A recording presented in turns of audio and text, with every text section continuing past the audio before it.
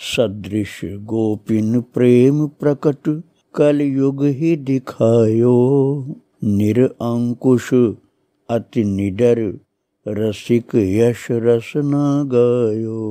दुष्टन दोष विचारे मृत्यु को उद्यम कियो। बारन बांको भयो गरल अमृत ज्यों पियो। भक्ति निशान बजाय के काहू ते नाही लजी। लोक लाज कुल श्रृंखला तज मीरा गिरधर भजी। श्री राधे राधे। भक्तों, संतों के हृदय में जो पवित्र भगवत भक्ति से संयुक्त समस्त लोक के लिए कल्याणकारी मंगलमय विचार उत्पन्न होते रहते हैं, उनको प्राप्त करना ही जीव के लिए महान सत्संग होता है। और ये सत्संग हर किसी का कल्याण करता है। सत्ता में विराजमान शासक लोग भी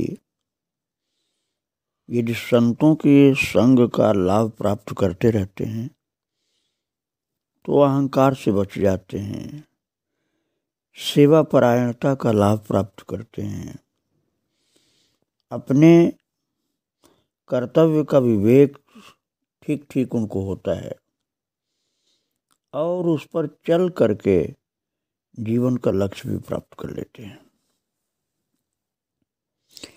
महान संत माता मीराबाई का चरित्र आप श्रवण कर रहे थे कि अब श्री वृंदावन धाम में वो रह रही हैं।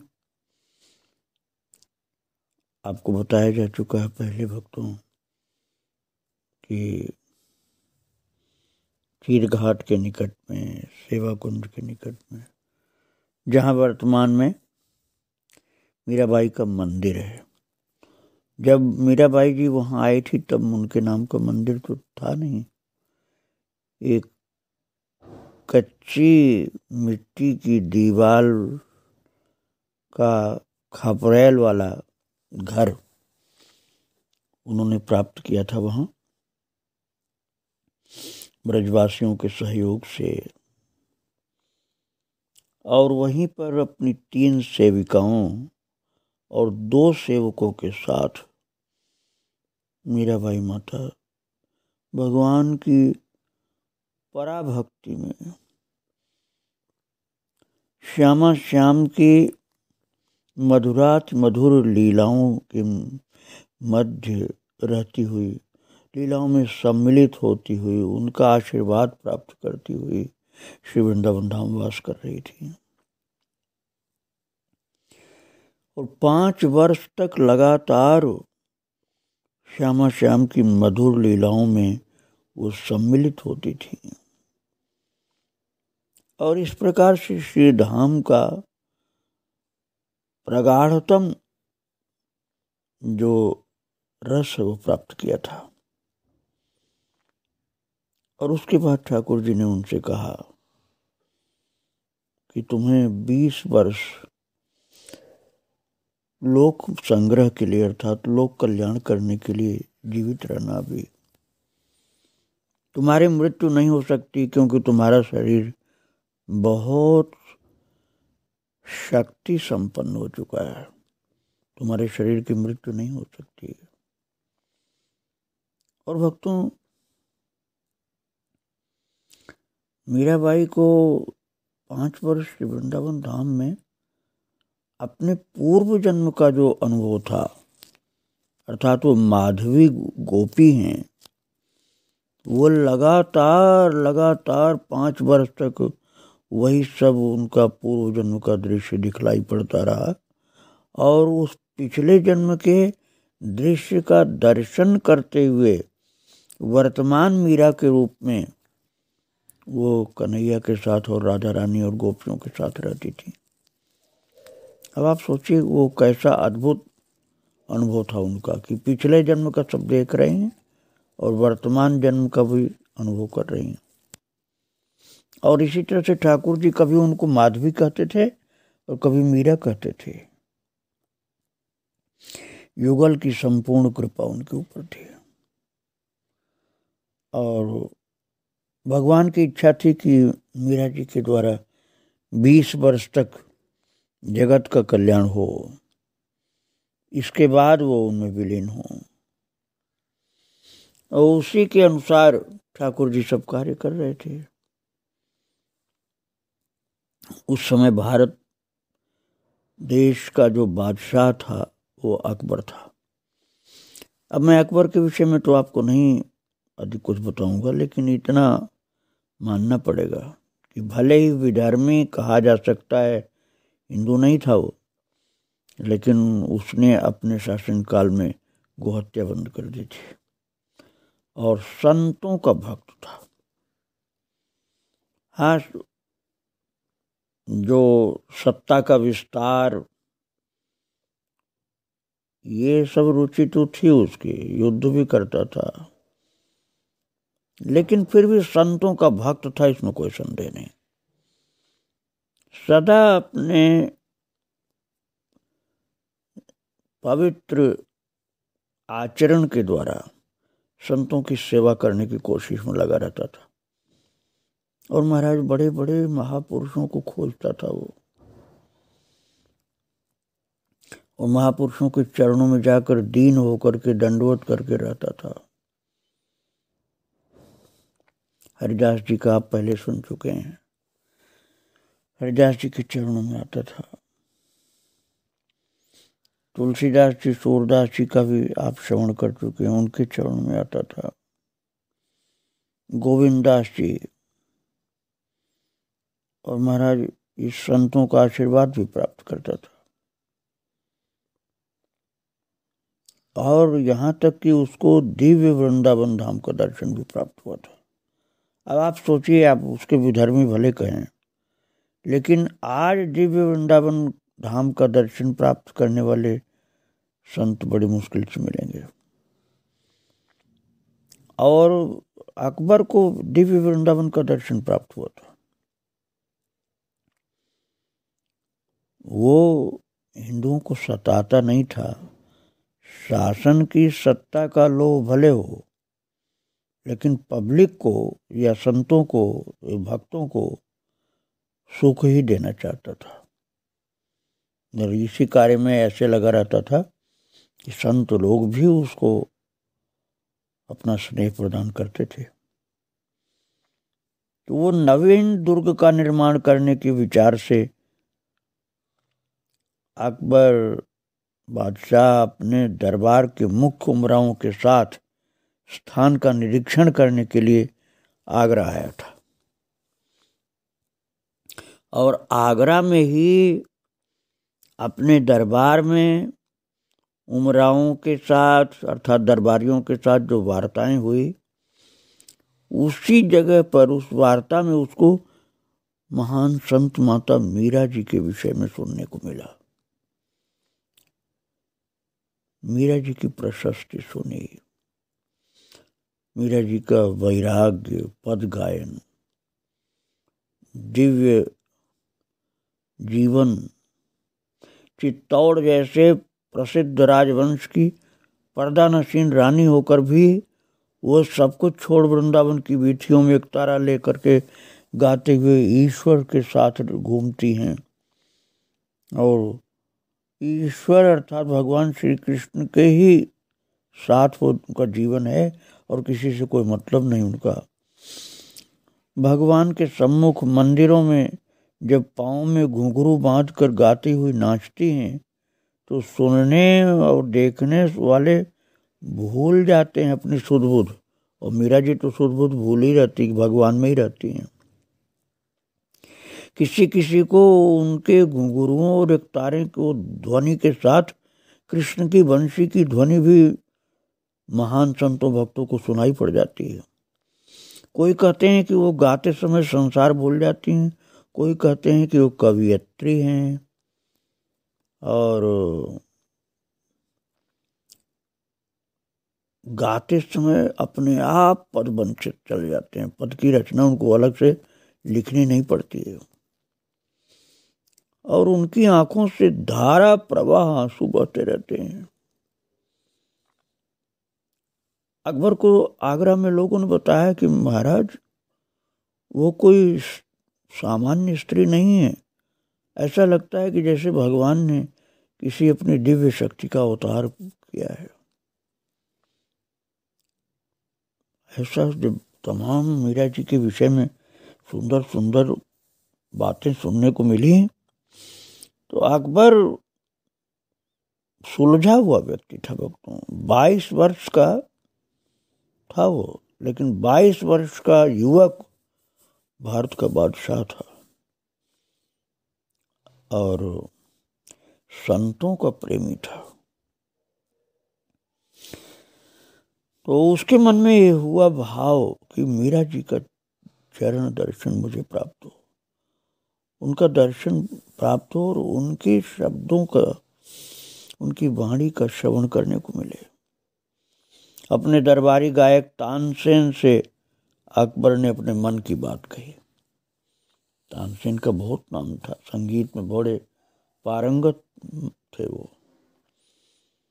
तो जब तानसेन से अकबर ने बात की कि मुझे मीरा जी का दर्शन प्राप्त करने का मन हो रहा है, कैसे कृपा होगी मेरे ऊपर। तो तानसेन ने कहा कि हुजूर यदि आप जनाब बादशाह के तौर तरीके से उनका दर्शन करने के लिए जाएंगे तब तो मिलना मुश्किल होगा, क्योंकि वो संसार से कोई मतलब नहीं रखती हैं। वो तो भगवान और भगवान के प्रेमी भक्तों से ही संबंध रखती हैं और दूसरे की ओर देखती भी नहीं, क्योंकि वो खुदा की दीवानी है। उसने बादशाह को समझाया, तानसेन ने, कि वो खुदा की दीवानी है। उनको आपके रुतबे का कोई ख्याल नहीं होगा। हो सकता है वो जहां पनाह से मिलने को भी इनकार कर दें। इसलिए आप उनका दर्शन करना चाहते हैं तो आपको बादशाही रुतबे से नहीं जाना होगा। महाराज कितना विनम्र हो गया संत दर्शन के लिए कि बोला कि तानसेन जैसे कहोगे मैं वैसे चलूंगा। तानसेन ने कहा हिंदू वेश में पैदल चलिए, बिना फौज फाटा के, बिना सेना के, बिना गार्ड के। कोई भी आपके साथ शस्त्रधारी नहीं होगा, कोई सैनिक नहीं होगा, कोई आपका सेवक नहीं होगा, मैं आपके साथ चलूंगा। तो एक बार उसके मन में आया कि जब मैं हिंदुस्तान का बादशाह अकेले जाऊंगा तो कोई खतरा तो नहीं होगा मेरे ऊपर। तो तानसेन ने कहा वहां खतरे को कोई अंदेशा ही नहीं है, वहां तो मीरा जी की शक्ति, भगवान की शक्ति प्रकट होगी, वहां तो आपकी श्रद्धा का लाभ आपको मिलेगा। तो बादशाह तैयार हो गया पर, और सलाह हुई आपस में कि आगरा से घोड़े पर चला जाए वृंदावन, और वृंदावन के अंदर घोड़े में नहीं चल रहा है, वृंदावन में पैदल चलना। और तानसेन ने कहा हुजूर मैं जैसे करूंगा वो आपको नकल करना होगा। तो अकबर हंस पड़ा कि ठीक है, आपकी बात मैं मानता हूं। और महाराज तानसेन से अकबर ने भी कहा कि उनके अंदर दैवी शक्ति है गाने की, तो वो आपसे अच्छा भी गा सकती हैं, तो मैं उनको कुछ गाना भी सुनना चाहता हूँ। तानसेन ने कहा जैसी प्रभु की इच्छा होगी, चलिए। और घोड़े से चल करके आगरा से आए वृंदावन, और वृंदावन में पैदल चले वो लोग। और पूछते पूछते मीरा जी का जो पूजा कक्ष था और जहाँ उनका सत्संग कक्ष बना हुआ था, उस जगह ये दोनों लोग पहुंच गए। शहंशाह अकबर ने जिस शांति का दर्शन किया, जिस भक्ति का दर्शन किया, वो अद्भुत था। ये दोनों लोग बादशाह अकबर और तानसेन बिल्कुल हिंदू वाले कपड़े पहने थे और साधारण कपड़े थे, कोई बादशाहियत की रौब की बात ही नहीं थी। दोनों विनम्र होकर के मीरा जी के कुटिया के पास पहुंचे हैं और द्वार पर पहुंच करके दोनों लोगों ने कहा जय श्री राधे। तो वहाँ मीरा जी की सेविका केसर उपस्थित हुई और उन्होंने कहा पधारें भगवान, पधारें, मीरा माता का दर्शन आपको मिलेगा। मीरा जी सत्संग कक्ष में अपना साधु वाला वस्त्र पहने हुए नेत्रबंद किए बैठी थी। आहट सुन के खड़ी हुई। उन्होंने देखा साधारण नागरिक वेश में दो भव्य पुरुष अभिवादन कर रहे हैं। उन्होंने उत्तर में हाथ जोड़कर सिर झुकाया और आसन पर विराजने के लिए अनुरोध किया। चमेली ने आकर के प्रसाद स्वीकार करने के लिए प्रार्थना की तो विनम्रता पूर्वक स्वीकार किया। खाना पीना अभी नहीं हो करेंगे, इशारा से कहा और कहा कि महान सुयश सुन करके श्रवण के ताज करने हेतु सेवा में उपस्थित हुए हैं। मीरा ने पलकें उठाकर कहने वाले की ओर देखा। 30-35 के मध्य आयु के सौम्य भद्र मुख मुद्रा और उनके बैठने बोलने के ढंग से लगा कि राजाओं के द्वारा सम्मानित व्यक्ति हैं। और दाहिने हाथ की तर्जनी पर जब थोड़ी सी निगाह गई तो मीरा जी ने समझ लिया कि उनकी उंगली पर मिजराब धारण करने का चिन्ह अंकित है। ये कोई गुणी कलावंत है। और थोड़ा पीछे देखा तो 22 वर्ष की आयु के अति सादे वेश में और दृष्टि और मुख मुद्रा में झलकता हुआ रौब राज विशिष्ट की जैसे सूचना दे रहा है, सेवक बनकर आए हुए। मीरा जी ने मुस्कुरा करके कहा सुयश सर्वेश का अथवा उनके अन्य प्रेमी जनों का ही श्रवण योग्य होता है और लोगों का यश क्या सुना जाएगा। तो बहुत ही समझ के साथ वो लोग एकाग्रचित्त होकर मीरा जी के शब्द सुन रहे थे। मीरा जी ने कहा कि मैंने साधारण जन के लिए नहीं कहा, मैंने शाह के लिए कहा है। राजकर्म सेवक का धर्म है। सेवक तो फिर भी सेवक होता है, परंतु राजा होकर भी स्वयं को सेवक मानना प्रजाजन का, चाहे वे किसी भी धर्म को मानने वाले हों, समान रूप से पोषण करना और अपना यश जय जयकार सुनकर के प्रमत्त न होना, राज्य को ईश्वर की धरोहर मानना, गुणीजनों का संग्रह करना, सम्मान करना, ये बहुत अच्छे गुण होते हैं। बहुत सारी उपदेश की बातें मीरा जी ने सुना दी।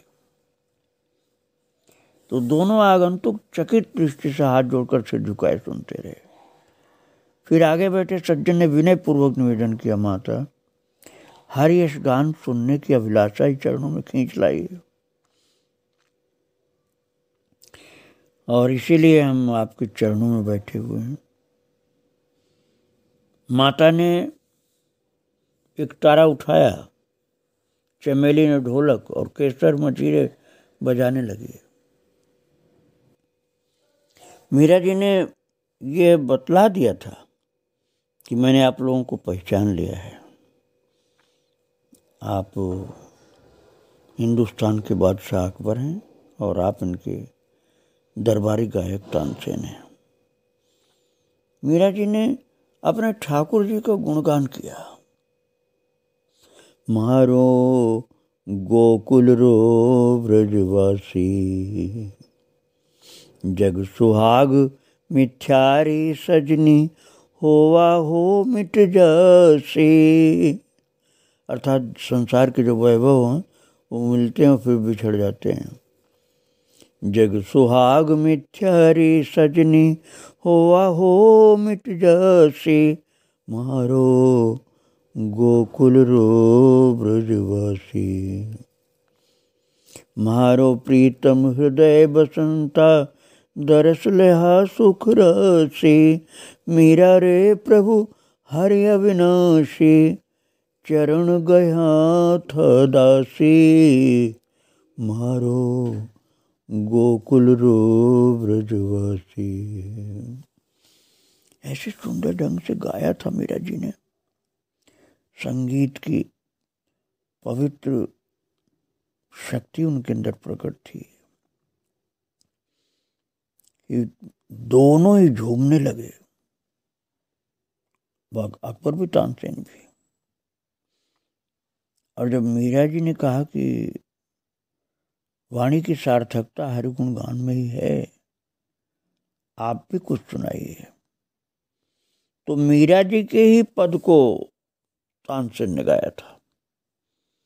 और सुन करके मीरा जी के मुख से धन्य धन्य शब्द भी निकला, जैसे आशीर्वाद मिल गया। और भक्तों, अब मैं इस प्रसंग का विस्तार नहीं करूंगा। मैं केवल ये कहना चाहता हूं कि शासक लोग भी, और उस समय सबसे बड़ा शासक तो अकबर ही था, ये लोग भी मीरा जी के आशीर्वाद को प्राप्त करने के लिए चरणों में आकर बैठते थे, साष्टांग दंडवत करते थे। और इतना ज्यादा भाव उत्पन्न हुआ कि मीरा जी के गिरधर गोपाल का दर्शन करने की इच्छा व्यक्त किया। मीरा जी उनकी श्रद्धा भक्ति को देख करके अपने मंदिर कक्ष में ले जा करके प्रभु का दर्शन कराई। और इसके बाद अकबर ने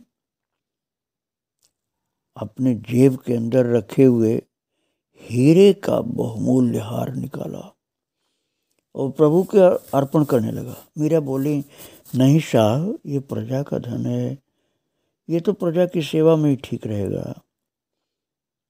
हमारे प्रभु तो भाव के भूखे हैं। भावना रो भूखो मारो सांवरो, भावना रो भूखो, शबरीरा बेर सुदामर चावल, भर भर मूठा ढूको। मीरा जी ने कहा, ये तो हमारे प्रभु तो भावना के भूखे हैं, इनको तो हीरे के हार की आवश्यकता नहीं है। अब आप समझिए उसके अंदर कितना भाव प्रकट था अकबर के अंदर, कि डबडबाई आंखों से, प्रेम के आंसू भरी हुई आंखों से मीरा जी की ओर देखा है।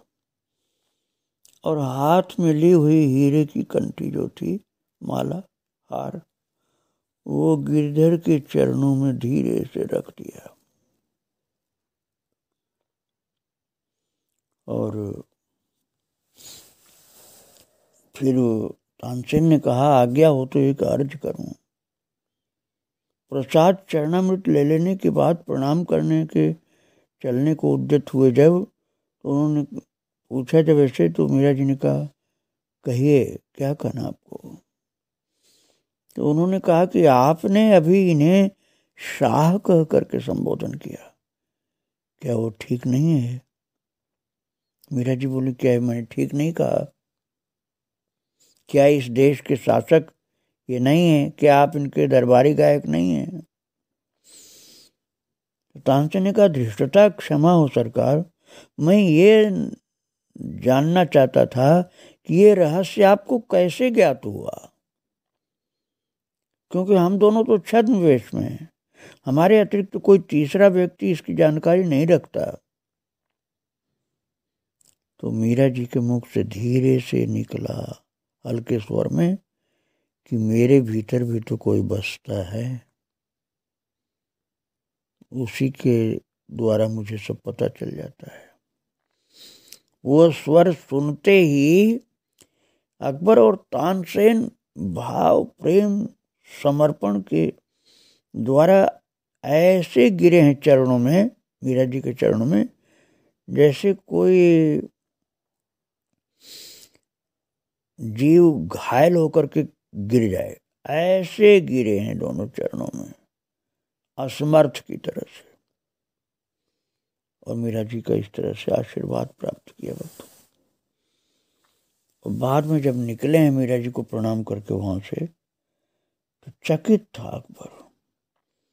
वो कह रहा था तानसेन से, तानसेन, औरत जात में इतनी अक्ल, इतना हुस्न, इतना हुनर, खुदा का ऐसा करिश्मा कहीं देखने को नहीं आता। सब कुछ छोड़ देने के बाद भी वो इतनी खुश हैं। इस प्रसन्नता में जरूर भगवान की शक्ति है। इनके पास बैठने में एक अजीब ठंडक, अजीब सुकून महसूस होता था वहां। और दोनों ने एक दूसरे से मीरा जी की चर्चा कर करके अपने हृदय को आनंदित किया, खूब बड़ाई किया मीरा की। अकबर ने कहा कि तानसेन, जो तुम हमारे दरबार में गाते हो, उससे बहुत ज्यादा अच्छा तुमने वहां मीरा जी के चरणों में गाया था। तो तानसेन ने कहा कि हुजूर, वो कमाल मेरा नहीं था, वो उन महान संत का ही था। उन्हीं की कृपा दृष्टि से मैं गा पाया था वो। और आपको कितनी कितनी सुंदर उपदेश की बातें उन्होंने बताया था। अकबर ने कहा, हाँ, बहुत बेशकीमती बातें बताया था, मैं उन पर चलने की कोशिश करूंगा। और फिर उसके बाद इतना प्रभावित हुआ अकबर कि उसने कहा, तानसेन,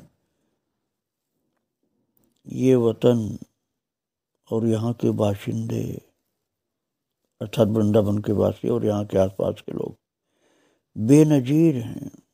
ऐसे पवित्र इंसान कहीं, ऐसे भक्त कहीं देखने को नहीं मिलेंगे। तो हम कोशिश करेंगे कि इनको और इस वतन को अमन चैन हासिल करा सकें। अब आगरा का किला फकीर औलियाओं से गुफ्तगू के लिए भी जरूरी हो गया। अब मैं यहाँ पर इन संतों का सम्मान करता रहूंगा। इस तरह से बोलता हुआ अकबर तानसेन के साथ वापस गया। श्री वृंदावन धाम की पवित्र प्रीति और प्रभाव साथ में ले गया और वृंदावन वासियों और संतों भक्तों की सेवा का मंगल में संकल्प अपने हृदय में संजो कर ले गया। भले ही विधर्मी रहा वो, लेकिन कन्हैया की भी कृपा उसके ऊपर थी, इसीलिए संतों का दर्शन इस तरह उसको मिलता था। बिना प्रभु की कृपा के ऐसे सिद्ध पुरुषों का, महान भागवत प्रेमियों का दर्शन किसी को सुलभ नहीं हो सकता है। इस दृष्टि से वो विशेष भाग्यशाली था। मीरा माता के चरणों में प्रणाम करके आज की वाणी यहीं विराम ले रही है। आगे चरित्र आपको फिर सुनने को मिलेगा। श्री राधे राधे, जय श्री राधे।